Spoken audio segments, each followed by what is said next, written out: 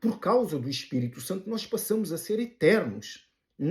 Mas ainda nós não estamos na eternidade por causa dessa carne.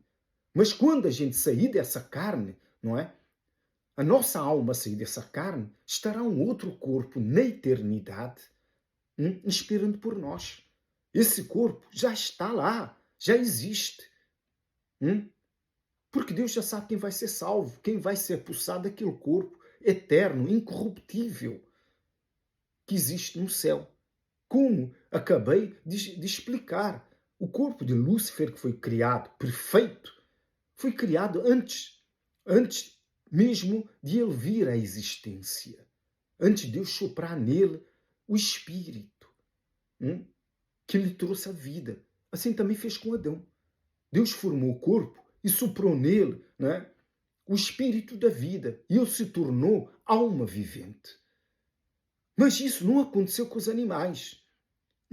Para que você tenha uma ideia, Deus não criou a alma para os animais, nem para os anjos.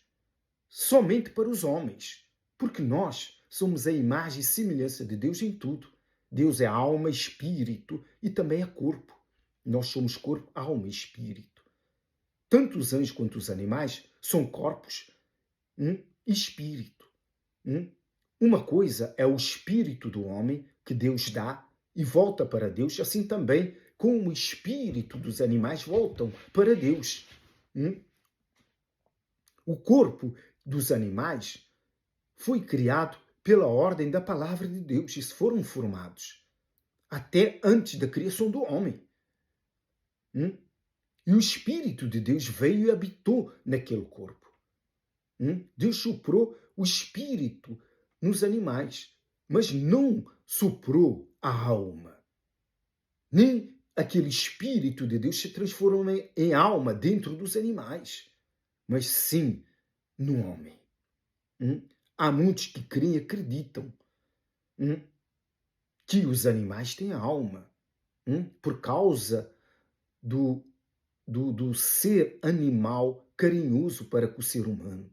Mas as pessoas esquecem que está escrito que Deus criou os animais domésticos para poderem fazer companhia ao homem.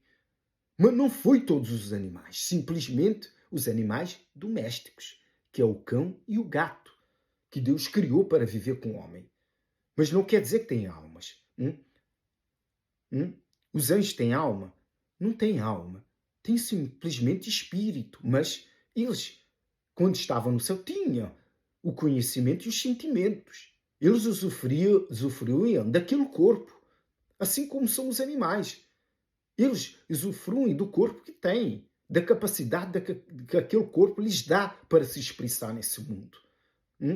Vemos que o cão não se expressa da mesma maneira que o gato, nem o gato se expressa da mesma maneira que o cão.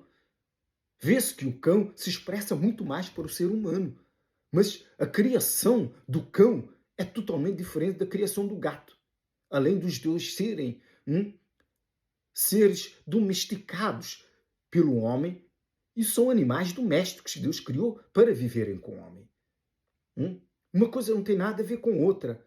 Eles receberam o espírito para aquele corpo. Assim como Lúcifer recebeu o espírito para um corpo de querubim. E os outros anjos que foram criados como arcanjos, que é um corpo diferente, eles receberam o espírito de arcanjo. Os anjos mais simples no céu receberam, consoante aquele corpo foi criado, o espírito consoante aquele corpo.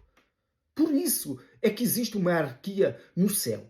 Há os que são mais poderosos, mas Deus criou assim mesmo, para que tenham autoridade. E para que houvesse organização no céu. Porque só eles foram criados. Um exemplo, o tamanho de Lúcifer não é o tamanho de um arcanjo. É muito maior do que um arcanjo.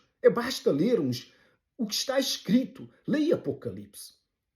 As medidas de um anjo e de outros anjos. Há anjos que têm 10 metros de altura, outros têm 7 metros.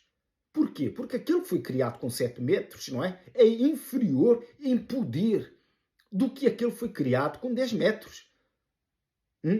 E Deus soprou neles o espírito mais capaz, mais forte, por causa daquele corpo que ele anteriormente criou.